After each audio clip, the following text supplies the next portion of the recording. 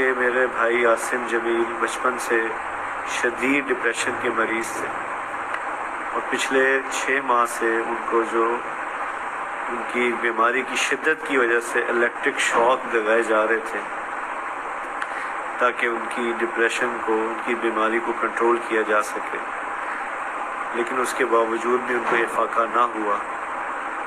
और आज के रोज़ वो इत्तेफाकन घर में अकेले थे और उन्होंने अपनी तकलीफ़ और अज़ियत की वजह से बाहर सिक्योरिटी पे तैनात जो गार्ड था उससे बंदूक ली और उससे अपने आप को उन्होंने शूट कर दिया। अस्सलामु अलैकुम वरहमतुल्लाहि वबरकातुहू। एक बहुत ही बड़े नामवर मशहूर देवबंदी मकतब फ़िक्र के एक मुबल्लिग़ मौलाना तारिक जमील साहब के बेटे की मौत हो गई है। उनके बड़े बेटे के बयान के मुताबिक उन्होंने ख़ुद को गोली मारकर अपनी जान ले ली, यानी ख़ुदकुशी कर ली, सुसाइड कर लिया।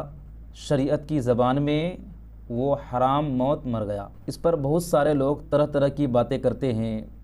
पोस्ट और सोशल मीडिया पर कई सारी जो है कमेंट और पोस्ट आ रहे हैं। कुछ लोग उनकी मग़फ़िरत की दुआ कर रहे हैं, कुछ लोग उनको ताज़ियत पेश कर रहे हैं वग़ैरह वग़ैरह। सबसे पहली बात तो ये है कि वो कुछ साल पहले वो हज़रत यूसुफ़ अलैहिस्सलाम की शान में उन्होंने गुस्ताखी की थी, जिस पर सुन्नी और देवबंदी और दिगर उलमाए कराम ने गिरफ़्त की थी और आज तक उन्होंने उस पर तौबा नहीं किया है और ना ही रुजू किया है। मेरे सामने ऐसा कोई बयान नहीं आया। दूसरी बात यह है कि शरीयत ने ख़ुदकुशी की मौत को हराम मौत कहा है। हदीस पाक में ऐसे शख्स को जहन्नमी कहा है। कुछ लोग कहते हैं कि उसे जहन्नमी ना कहो, इसलिए कि वो एक बहुत बड़े आलिम, बहुत बड़े जो है मोतबर मुबल्लिग़ का बेटा है। तो क्या वो हज़रत नूह अलैहिस्सलाम से भी बढ़कर हैं? हज़रत नूह अलैहिस्सलाम अल्लाह के नबी हैं और उनका बेटा जहन्नमी है, जो हज़रत नूह अलैहिस्सलाम की नाफरमानी की वजह से जहन्नम में गया। कुरान कहता है, तारीख़ की किताबों में और सीरत की किताबों में आप अगर पढ़ेंगे तो जंग ओहद जब वाक़ हुआ था तो एक सहाबी खूब बहादुरी के साथ और दिलेरी के साथ जंग लड़ रहे थे और काफिरों को मार रहे थे। तमाम सहाबे कराम खुश थे, बहुत खुश थे कि कितनी दिलेरी और बहादुरी के साथ ये लड़ रहा है। लेकिन हुज़ूर सल्लल्लाहु अलैहि वसल्लम ने फरमाया कि ये जहन्नमी है।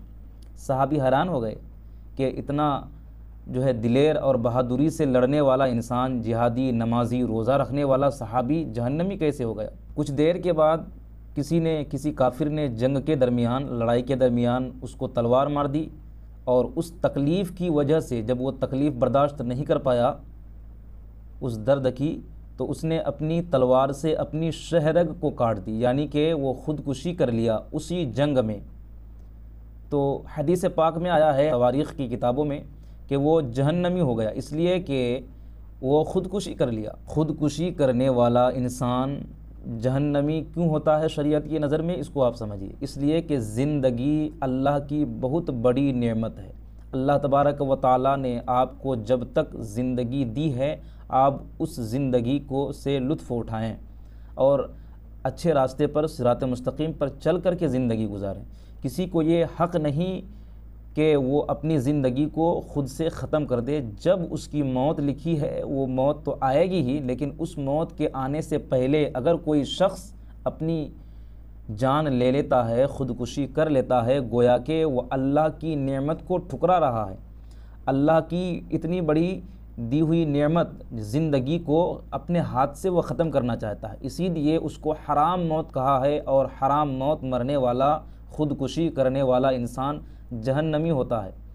अब कुछ लोग जो है उनके नाम पर कुरान खानी का सिलसिला शुरू कर दिए हैं। सबसे पहली बात तो ये है कि जब हम कुरान खानी करवाते हैं, हम अपने मरहूमीन के नाम पर इसाले सवाब करते हैं, तो ये नाजायज़, ये बिदअत, ये हराम है। और आप अगर करवा रहे हैं तो ये कैसे जायज़ हो जाएगा। हम कब्र पर जाकर, मज़ारों पर जाकर फ़ातिहा पढ़ें, फ़ातिहा खानी करें, ये बिदअत है। और आप अपने मरहूमीन के नाम से इसाले सवाब के लिए कुरान खानी कराएँ, फ़ातिहा खानी करा रहे हैं, तो ये जायज़ कैसे हो गया। अभी कुछ दिन पहले 12 रबीउल अव्वल शरीफ का मौका गुज़रा, उस पर कई सारे फतावे और पोस्ट आ रहे थे गैरों की तरफ से कि ये तो नाजायज़ है, ये तो बिदात है, ये तो ऐसा है, वो तो वैसा है। फतवे पर फतवे आ रहे थे।